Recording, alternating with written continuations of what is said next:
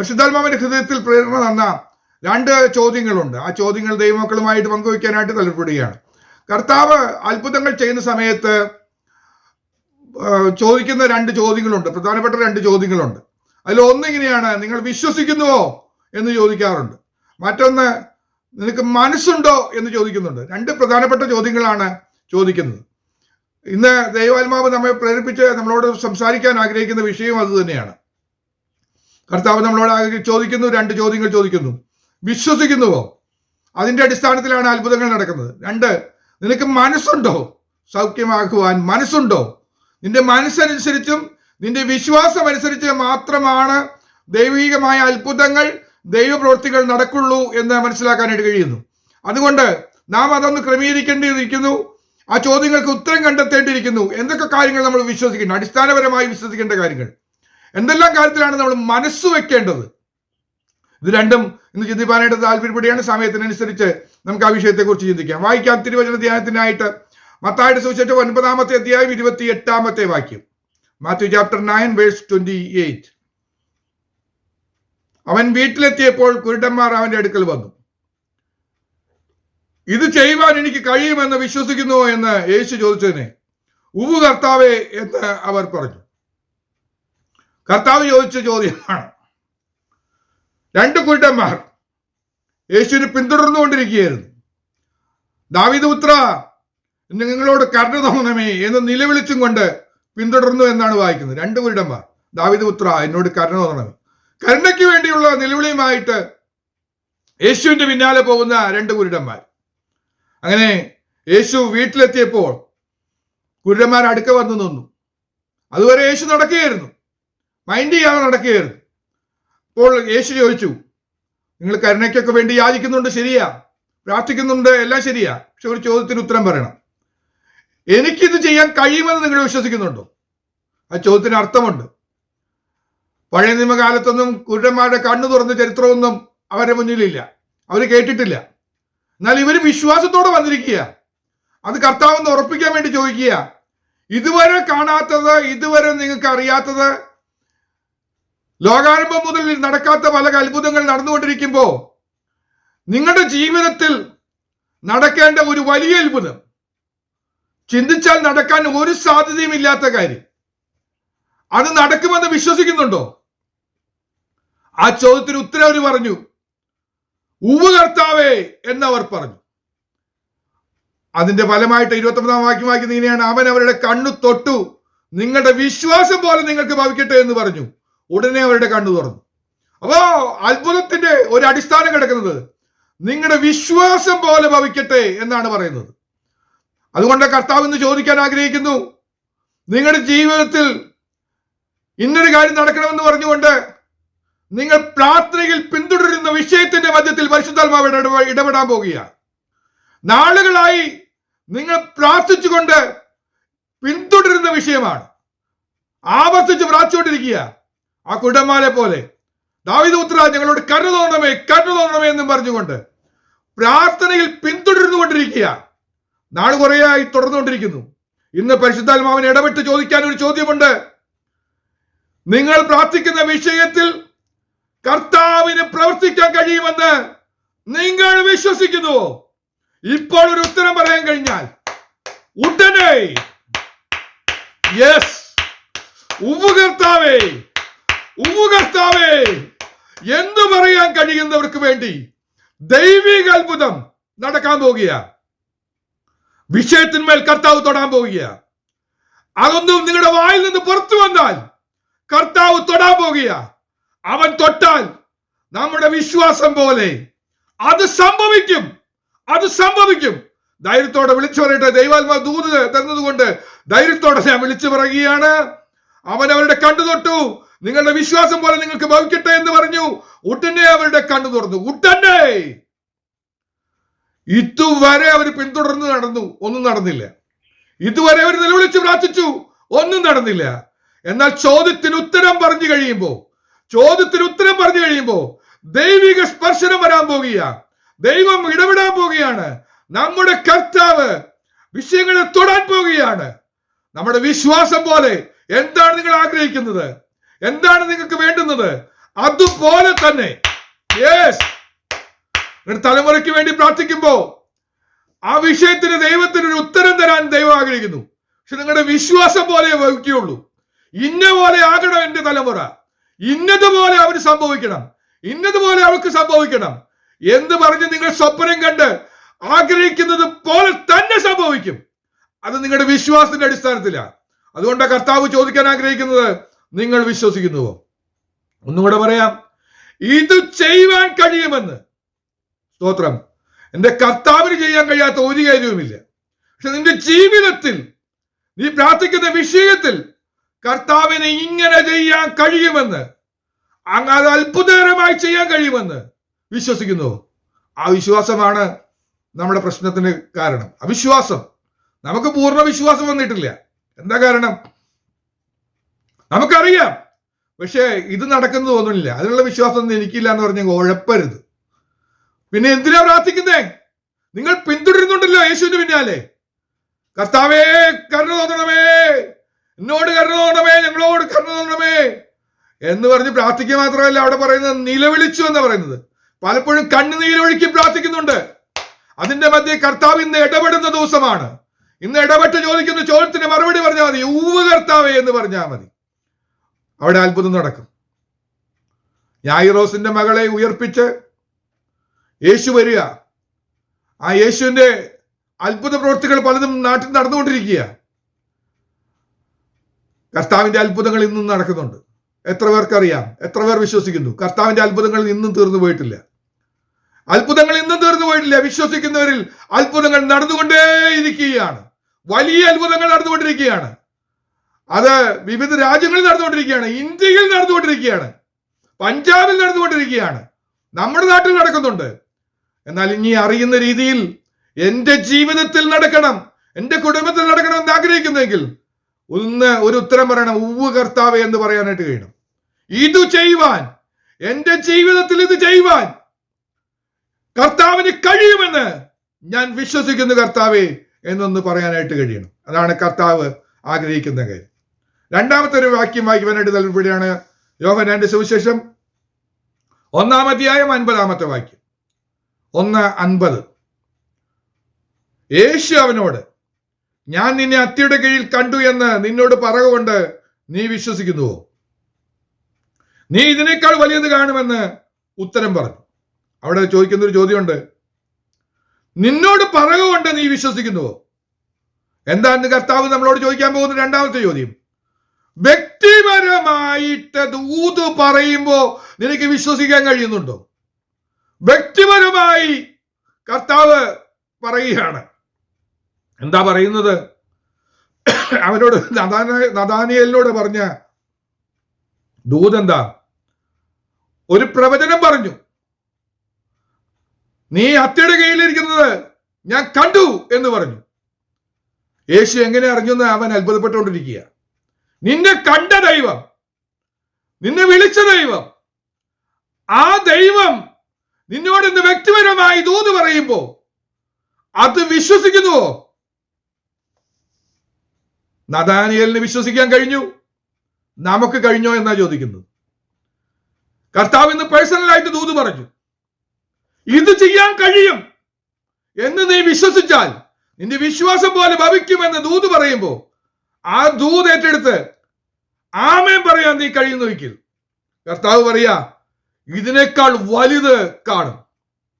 Personal ദൂത് നീ വിശ്വസിക്കുന്നുവെങ്കിൽ, എന്നോട് പറഞ്ഞതാണെന്നും പറഞ്ഞ് അത് നിനക്ക് വിശ്വസിക്കാൻ കഴിഞ്ഞാൽ നിന്റെ ജീവിതത്തിൽ വൻ കാര്യങ്ങളെ കാണാനായിട്ട് കഴിയും, വലിയ അത്ഭുതങ്ങൾ കാണാനായിട്ട് കഴിയും. ഒരു എക്സാമ്പിൾ പറയാം, അധികം എക്സാമ്പിൾസ് ചേർക്കത്തില്ല, ഒരെണ്ണം പറയാം. യവനക്കാരനായിരുന്ന ജോസഫിന് പേഴ്സണലായിട്ട് ഒരു ദർശനം കൊടുത്തു. സൂര്യചന്ദ്രന്മാരെ ഉൾപ്പെടെ 11 നക്ഷത്രങ്ങൾ വണങ്ങി നമസ്കരിക്കുന്നത്, കറ്റയുടെ സ്വപ്നമൊക്കെ കൊടുത്തു, ദർശനം കൊടുത്തു. അത് പേഴ്സണലായി കിട്ടിയ ദൂത. അതിന്റെ പ്രത്യേകത, അത് വിശ്വസിക്കുകയും ദൈവത്തിൽ ശരണപ്പെടുകയും ചെയ്താൽ ദർശനം തന്ന ദൈവത്തിൽ, ദൂത് പറഞ്ഞ ദൈവത്തിൽ വിശ്വസിക്കാനായിട്ട് ജോസഫിന് കഴിഞ്ഞതുകൊണ്ട് അവന്റെ ജീവിതത്തിൽ അങ്ങനെ തന്നെ സംഭവിച്ചു. ആ അത്ഭുതം അതുപോലെ തന്നെ നടന്നു. ആ പറഞ്ഞ ദൂത് അതുപോലെ നിറവേറിയതായിട്ട് കാണുന്നുണ്ട്. ഞാൻ അത്ഭുതകരമായി വായിച്ചിട്ടുണ്ട്. ഉൽപ്പത്തി ദിവസം 41 43 വാക്യത്തിൽ വായിക്കുമ്പോൾ അവിടെ ഒരു വലിയ കാര്യം നടക്കുന്നുണ്ട്. ചരിത്രം വിശദീകരിക്കേണ്ടതാ, എന്നാൽ ഞാൻ വിശദീകരിക്കാതെ പറയാ. ജോസഫ് കൊട്ടാരത്തിലെത്തുന്ന ഒരു കഥ ചരിത്രം കിടക്കുന്നുണ്ട്. പോത്തിഫേറിന്റെ വീട്ടിൽ നിന്ന് കാരാഗ്രഹത്തിൽ നിന്ന് സമയം വന്നപ്പോൾ കൊട്ടാരത്തിലെത്തിയ ജോസഫിന് വേണ്ടി മിസ്രൈമിലെ ഗവൺമെന്റ് ഒരു ലോ പുറപ്പെടുവിച്ചു. അതുവരെ ഇല്ലാത്തൊരു ലോ. എന്താ പറഞ്ഞതെന്നറിയോ? ജോസഫിന്റെ മുന്നിൽ മുട്ടുകുത്തണം. കാര്യങ്ങൾ നടക്കാനായിട്ട് ആ എല്ലാവരും വന്ന് മുട്ടുകുത്തണമെന്ന് ഒരു നിയമം പുറപ്പെടുവിച്ചു. അന്ന് ഒരു പുതിയ നിയമം പുറപ്പെടുവിക്കുക, മുട്ടുകുത്തുവിൻ. അത് ആ ദേശം മുഴുവൻ അറിയിച്ചു. എന്തിനു വേണ്ടിയാണെന്നറിയാമോ? ഒരു പേഴ്സണൽ ദൂത് നിറവേറാൻ വേണ്ടിയാ. അതുവരെ ഇല്ലാത്ത നിയമം കൊണ്ടുവന്നത് ദൂത് നിറവേറാനാ. അങ്ങനെയെങ്കിൽ കർത്താവ് വ്യക്തിപരമായി നമ്മളോട് ഇടപെട്ട ഒരു ദൂത് പറഞ്ഞാൽ ആ ദൂതിന്റെ പവർ അത്ര വലുതാ. ഒരു ഗവൺമെന്റിനെ കൊണ്ട് നിയമം പുറപ്പെടുവിക്കാൻ തക്കവണ്ണം കഴിയുമെന്നത് സത്യമാണ്.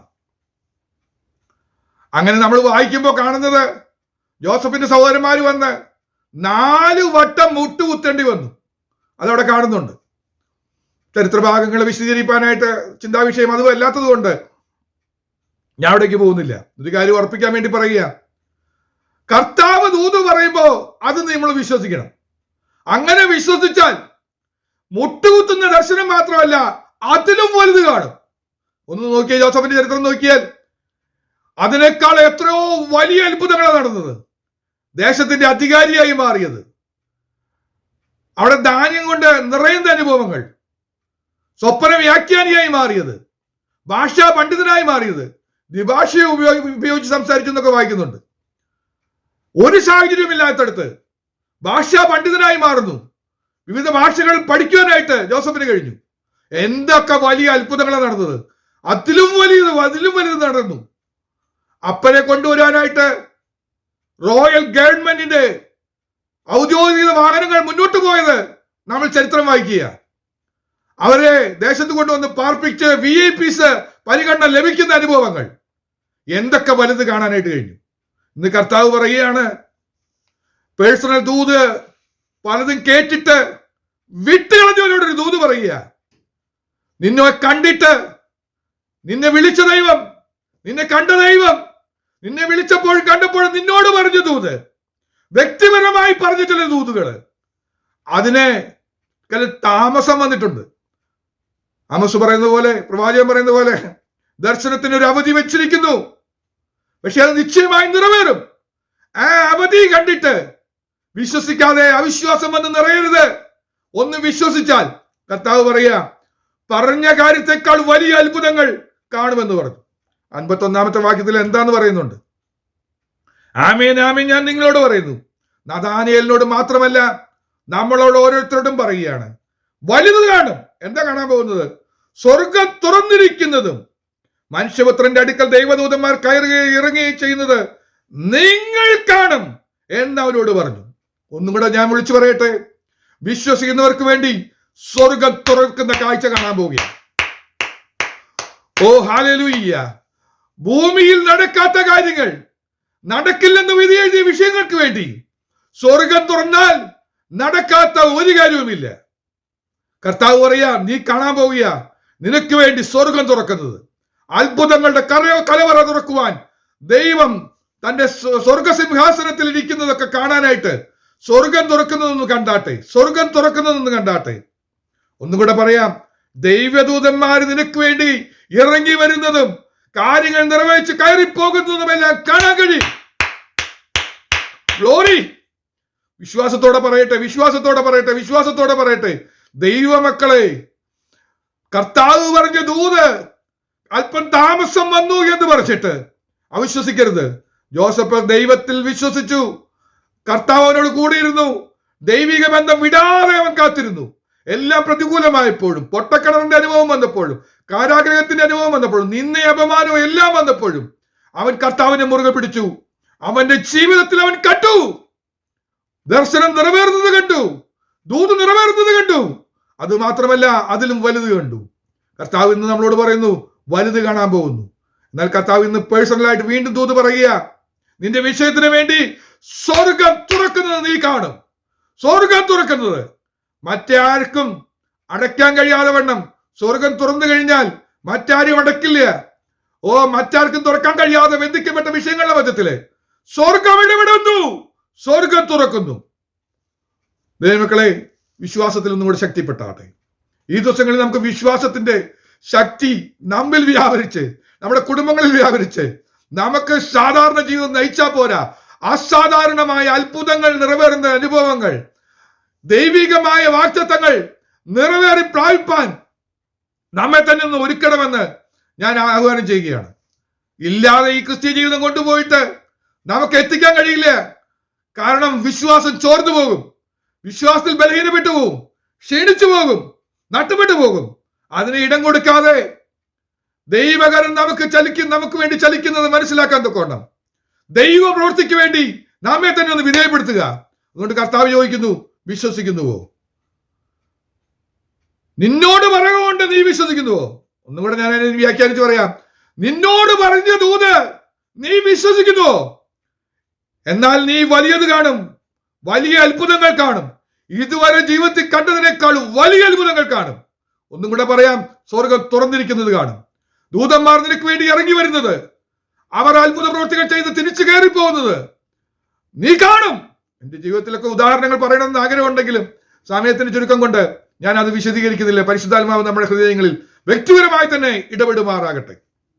മൂന്നാമത് കർത്താവ് മറ്റൊരു വ്യക്തിയോട് ചോദിച്ച ചോദ്യം ഞാൻ നിങ്ങളുടെ ശ്രദ്ധയിൽ കൊണ്ടുവരാം. യോഹന്നാന്റെ സുവിശേഷം 9-ാമത്തെ അധ്യായം 35-ാമത്തെ വാക്യം, 9:35. അവനെ പുറത്താക്കി എന്ന് യേശു കേട്ടു. അവനെ കണ്ടപ്പോൾ നീ ദൈവപുത്രനിൽ വിശ്വസിക്കുന്നു എന്ന് ചോദിച്ചു. പിറവിയിലെ കുരുടൻ അവൻ സൗഖ്യം പ്രാപിച്ചു. പക്ഷേ യഹൂദന്മാർക്ക് ഇഷ്ടപ്പെട്ടിട്ടില്ല. അവരുടെ സമയവും അവരുടെ രീതി അനുസരിച്ചല്ല കാര്യങ്ങൾ നടന്നിരിക്കുന്നത്. അവരിവനെ പുറത്താക്കി കളഞ്ഞു. ദൈവമക്കളെ, നമ്മെ പലരും പുറത്താക്കും. എപ്പോഴാ? ദൈവകൃപയിലേക്ക് വന്നവനെ പുറത്താക്കാൻ സമൂഹം ശ്രമിക്കും, ബന്ധുക്കൾ ശ്രമിക്കും, ചാർച്ചക്കാർ ശ്രമിക്കും. അതൊരു വശത്ത് കിടക്കുക. മറ്റൊരു വശത്ത് നമുക്ക് പറയാനായിട്ട് കഴിയുന്നത്, കുരുടന് സൗഖ്യം കിട്ടി, അല്ലെങ്കിൽ കണ്ണു തുറന്നു, ജീവിതം മാറി, എല്ലാം ശരിയാ.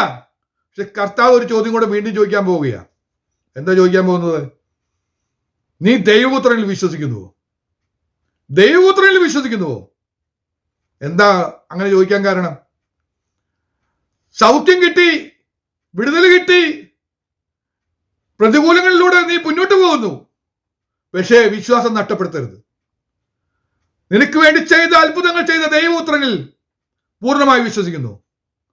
എന്റെ കർത്താവ് ജീവനുള്ള സത്യദൈവമെന്ന് നമ്മൾ വിശ്വസിക്കുന്നു. 39-ാമത്തെ വാക്യത്തിൽ കർത്താവ് പറഞ്ഞു, കാണാത്തവർ കാണുവാനും കാണുന്നവർ കുരുടരാകുവാനും ഇങ്ങനെ ന്യായവിധിക്കായി ഞാൻ ഇഹലോകത്തിൽ വന്നു. എന്താ പ്രശ്നം എന്ന് ചോദിച്ചത്? ചോദിക്കാൻ കാരണം, കണ്ണ് കാണാത്ത അവൻ കാഴ്ച പ്രാപിച്ചു, വിശ്വാസത്താൽ കാഴ്ച പ്രാപിച്ചു. സന്ദർഭം വിശദീകരിക്കുന്നില്ല. നമുക്ക് പരിചയമുള്ളത് കൊണ്ട്, അറിവുള്ളത് കൊണ്ട് അത് വിശദീകരിക്കുന്നില്ല. അവൻ കാഴ്ച പ്രാപിച്ചു. അവനോട് ചോദിച്ചപ്പോൾ അവൻ പറഞ്ഞു, ഒന്ന് കാണിച്ചു തന്നാൽ മതി, ഞാൻ വിശ്വസിച്ചോളാം എന്ന് പറഞ്ഞു. യേശുവിനെ വിശ്വസിക്കാൻ അവൻ തയ്യാറായി. എന്നാൽ കണ്ണ് കാണുന്ന ചിലരുണ്ട്, കൂടെ അനുഭവിക്കുന്നവരാ. കാഴ്ചയെല്ലാം ഉണ്ട്, ജീവിതത്തിലെല്ലാം നന്മയും വന്നു. പക്ഷെ അവരെ കർത്താവിനെ പൂർണ്ണമായി വിശ്വസിക്കുന്നില്ല. അവര് കുരുടന്മാരെ പോലെ ആയി പോവുകയാണ്. 41-ാം വാക്യത്തിൽ ഇങ്ങനെ പറഞ്ഞു, യേശു അവരോട്, നിങ്ങൾ കുരുടരായിരുന്നുവെങ്കിൽ നിങ്ങൾക്ക് പാപമില്ലായിരുന്നു. ഇവിടെ പറയുന്നത് ഇങ്ങനെയാണ്, നിങ്ങൾക്ക് അറിവില്ല, യേശുവിനെ കുറിച്ച് അറിവില്ലായിരുന്നെങ്കിൽ നിങ്ങൾക്ക് പാപമില്ല. യേശു ചെയ്യുന്ന എല്ലാ കാര്യങ്ങളും മനസ്സിലാക്കിയിട്ടും യേശുവിനെ കുറിച്ച് അറിവുണ്ട് നിങ്ങൾക്കിപ്പോ. എന്നിട്ട് നിങ്ങൾ പറയുകയാണ്, എന്നാൽ ഞങ്ങൾ കാണുന്നതെന്ന് നിങ്ങൾ പറയുന്നത് കൊണ്ട് നിങ്ങളുടെ പാപം നിൽക്കുന്നു എന്ന് പറഞ്ഞു. യേശു സത്യവാനാന്നൊക്കെ പറയും, പക്ഷെ വിശ്വസിക്കുന്നില്ല.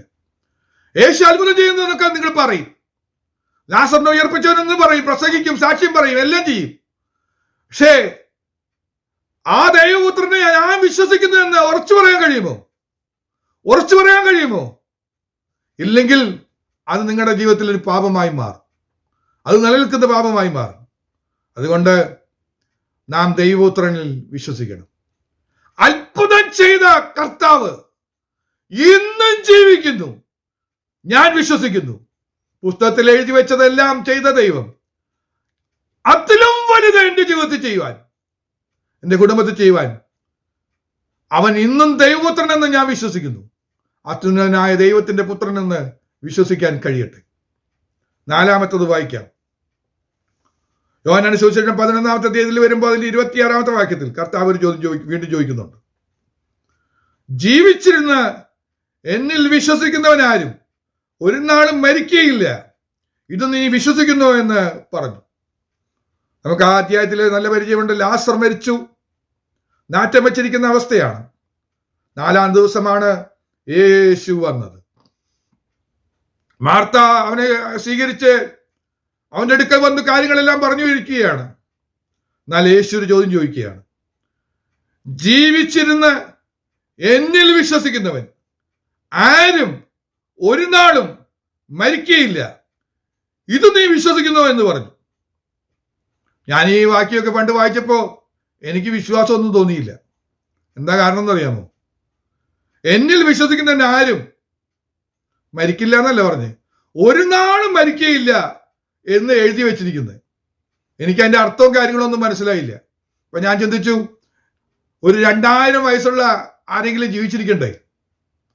അത് അന്ന് വിശ്വസിക്കുന്ന ആരെങ്കിലും ഉണ്ടാവണ്ടേ? ദൈവത്തിൽ വിശ്വസിച്ചവരെ അന്ന് ജീവിച്ചിരുന്നു. ദൈവത്തിൽ വിശ്വസിച്ച ആളുകളൊന്നും മരിക്കാൻ പാടില്ലല്ലോ. ഒരു 1000 വയസ്സുള്ള ആരെങ്കിലും ജീവിച്ചിരിക്കണ്ടേ? ഒന്നും കാണാനില്ല. അവർക്ക് എന്താ ദീർഘായുസ്? യേശുവിൽ വിശ്വസിച്ചു എന്നുള്ള ഒറ്റ കാരണം കൊണ്ട് ഇത്ര വലിയ ദീർഘായുസ് കിട്ടിയെന്ന് കാണണ്ടേ? ഇതൊന്നും കാണുന്നില്ലല്ലോ എന്നോർത്ത് ഞാൻ നിരാശപ്പെട്ടിട്ടുണ്ട്. അപ്പോഴാണ് പരിശുദ്ധാത്മാവ് എന്നോട് ഇടപെട്ടത്. കാരണം വേദപുസ്തകം പഠിപ്പിക്കുന്ന ഒരു ആശയമുണ്ട്, മരണം എന്ന് പറഞ്ഞാൽ എന്താണ്. അത് പലർക്കും അറിഞ്ഞുകൂടാ, അത് മനസ്സിലാക്കിയിട്ടില്ല. ഒരു കാര്യം മനസ്സിലാക്കണം, വേദപുസ്തകത്തിൽ മരണമെന്ന് എപ്പോ കണ്ടാലും എവിടെ വെച്ച് കണ്ടാലും മനസ്സിലാക്കേണ്ട ഒരു കാര്യമുണ്ട്. മരണം എന്ന് പറഞ്ഞാൽ നിത്യനാശമല്ല, ഒരു വേർപാടാണ്. വേർപാട് എന്താണ്? വേർപാട് ലോകത്തിൽ നിന്നുള്ളൊരു വേർപാട്, കൂട്ടുകാരിൽ നിന്നുള്ളൊരു വേർപാട്, ബന്ധുജനത്തിൽ നിന്നുള്ളൊരു വേർപാട്. അങ്ങനെ വേർപെടുകയാണ്. അതാണ് മരണം. അതാണ് വേദപുസ്തകം പറയുന്നത്. മരണം എന്ന് പറഞ്ഞാൽ വേർപാടാണ്. എന്നാൽ കർത്താവ് പറയാ, യേശു ക്രിസ്തുവിൽ വിശ്വസിക്കുന്നവൻ ഒരു നാളും മരിക്കുകയില്ല എന്ന് പറഞ്ഞാൽ, യേശു ക്രിസ്തുവിൽ വിശ്വസിച്ച് യേശുവിനെ പൂർണ്ണമായി അംഗീകരിച്ച് കർത്താവായി സ്വീകരിച്ച് കൊണ്ടു നടക്കുന്നവൻ, ഇദ്ദേഹത്തിൽ വിശ്വസിക്കുന്നവൻ ഒരിക്കലും മരിക്കില്ല എന്ന് പറഞ്ഞാൽ യേശു അവനുമായിട്ടുള്ള ഒരു വേർപാട് ഉണ്ടാകില്ല എന്നാണ് അതിന്റെ അർത്ഥം. അതായത്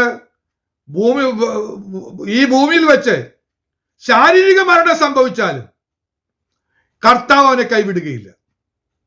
ഒന്നുകൂടെ പറഞ്ഞാൽ, മരണം മൂലം കർത്താവുമായിട്ടുള്ള ബന്ധം നഷ്ടപ്പെടുകയില്ല.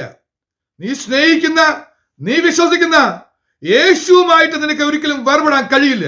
അതുകൊണ്ട് കർത്താവ് പറഞ്ഞു, ഞാനോ ലോകാവസാനത്തോളം എല്ലാ നാളും നിങ്ങളുടെ കൂടെ ഉണ്ടാവും. ഒന്നും കൂടെ പറഞ്ഞാൽ, ഞാൻ നിങ്ങളെ ഒരു നാളും കൈവിടുകയില്ല, ഉപേക്ഷിക്കുകയില്ല. ഈ വചനത്തിന്റെ ഒക്കെ അർത്ഥം എന്താണെന്ന് പറഞ്ഞാൽ, മരണം എന്ന് പറഞ്ഞാൽ എനിക്ക് കർത്താവുമായി വേർപെടുന്ന നിമിഷമല്ല, കർത്താവിനോട് പറ്റിയിരിക്കുന്ന വിട്ടുപിരിഞ്ഞ് ഞാൻ ക്രിസ്തുവിനോട് കൂടെ വിട്ടുപിരിയുകയാണ്. ഇവിടുത്തെ ചില ബന്ധങ്ങള്, ഇവിടുത്തെ സ്നേഹബന്ധങ്ങള്, ലോകവുമായിട്ടുള്ള ചില ബന്ധങ്ങള് ഞാൻ വിട്ടുപിരിഞ്ഞാലും ഞാൻ അവനുമായിട്ട് ചേർന്നിരിക്കും. ഒരിക്കലും ഒരു നാളും മരിക്കയില്ല എന്നുള്ളടത്ത് പറയണം, കർത്താവുമായി ഞാൻ വേർപിരിയുകയില്ല. എന്നിൽ വിശ്വസിക്കുന്നവൻ ആരും ഒരു നാളും വേർപെടുകയില്ല, വേർപാട് അവന്റെ ജീവിതത്തിൽ വരികയില്ല. ഞാൻ അവനോട് കൂടിയിരിക്കും. ഇത് നീ വിശ്വസിക്കുന്നുവോ എന്നാണ് ഇന്ന് കർത്താവിന് ചോദിക്കാറുള്ളത്. നിരാശപ്പെട്ടുകൊണ്ട് നടക്കുക, മരണത്തെ പേടിച്ച് നടക്കുക. എന്നാൽ ഈ വിശ്വാസം നിനക്കുണ്ടെങ്കിൽ കർത്താവിനോട് ഞാൻ ഉള്ള ബന്ധം ഒരിക്കലും വിട്ടുപോകില്ല. മരണം വഴി ഇവിടെ ചില വേർപാട് സംഭവിച്ചാലും ഞാൻ അവനുമായിട്ടുള്ള ബന്ധത്തിൽ ആഴങ്ങളിലേക്ക് എത്തുമെന്ന് ഞാൻ വിശ്വസിക്കുന്നു എന്ന് പറയാനായിട്ട് കഴിയണം.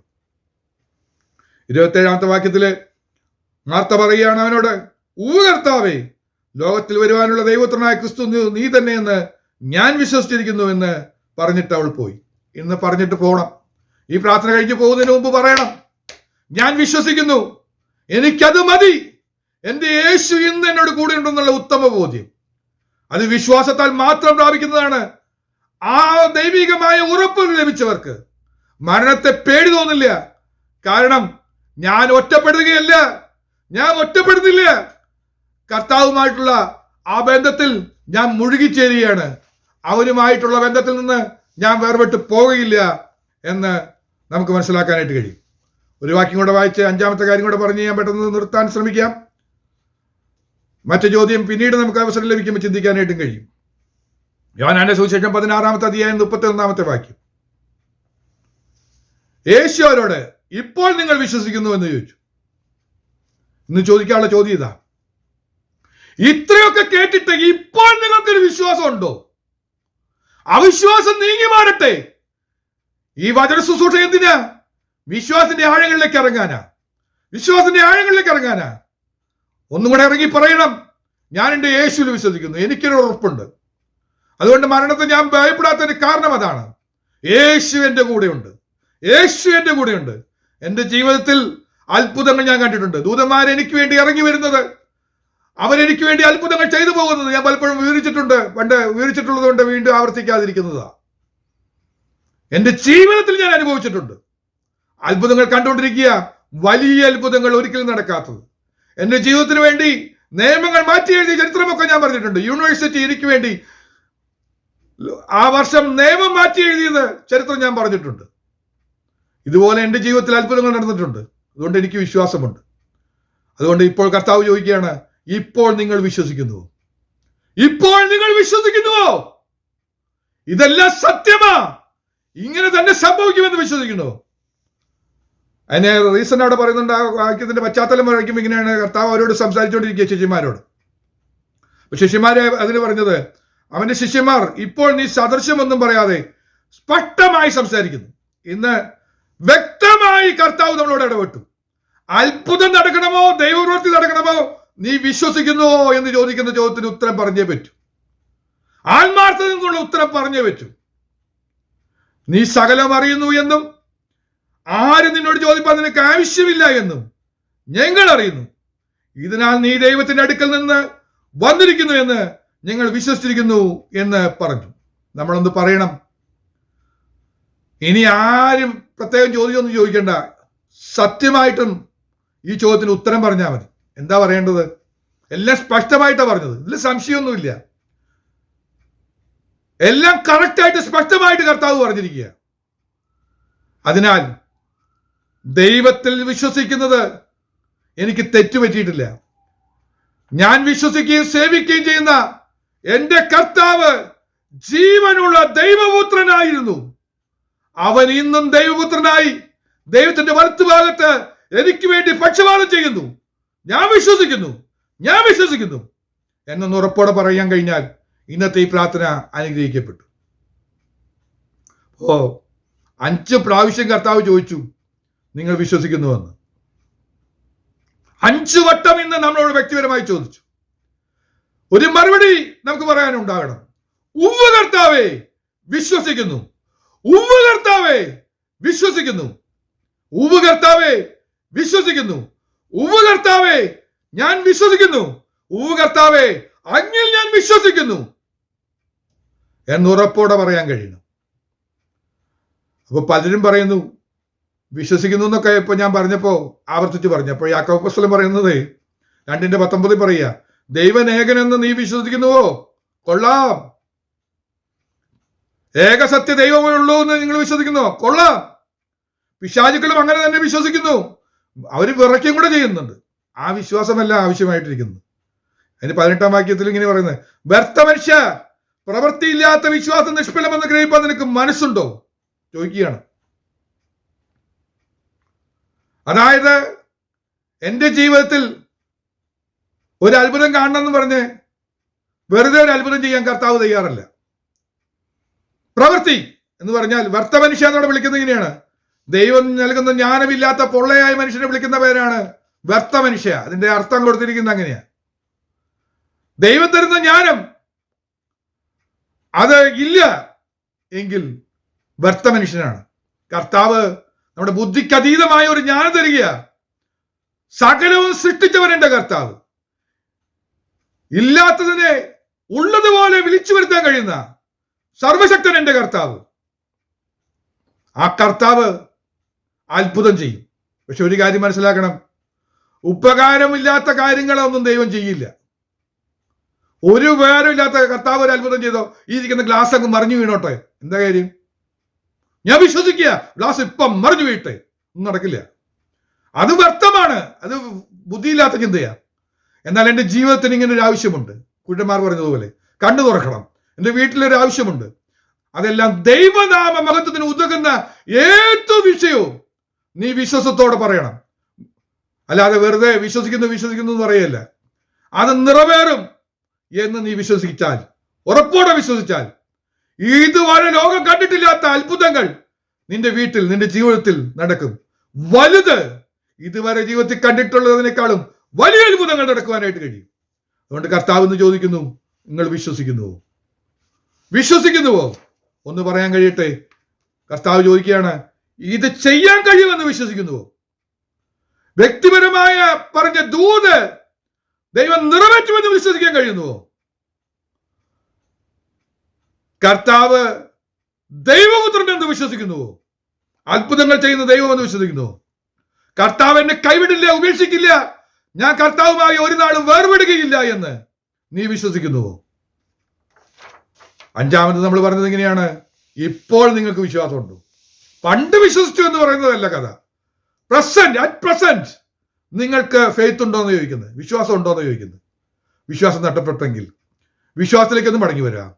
സർവശക്തന്റെ കയ്യിൽ നമ്മൾ തന്നെ സമർപ്പിച്ചാൽ ദൈവപ്രവൃത്തികൾ നമ്മുടെ ജീവിതത്തിൽ, നമ്മുടെ കുടുംബത്തിൽ, ദൈവസഭയിൽ, ദേശത്ത് നടക്കും. അതിനായി നമുക്ക് ഏൽപ്പിച്ചു കൊടുത്ത് നമുക്ക് എല്ലാവർക്കും കണ്ണുകളടച്ച് നമുക്ക് എല്ലാവർക്കും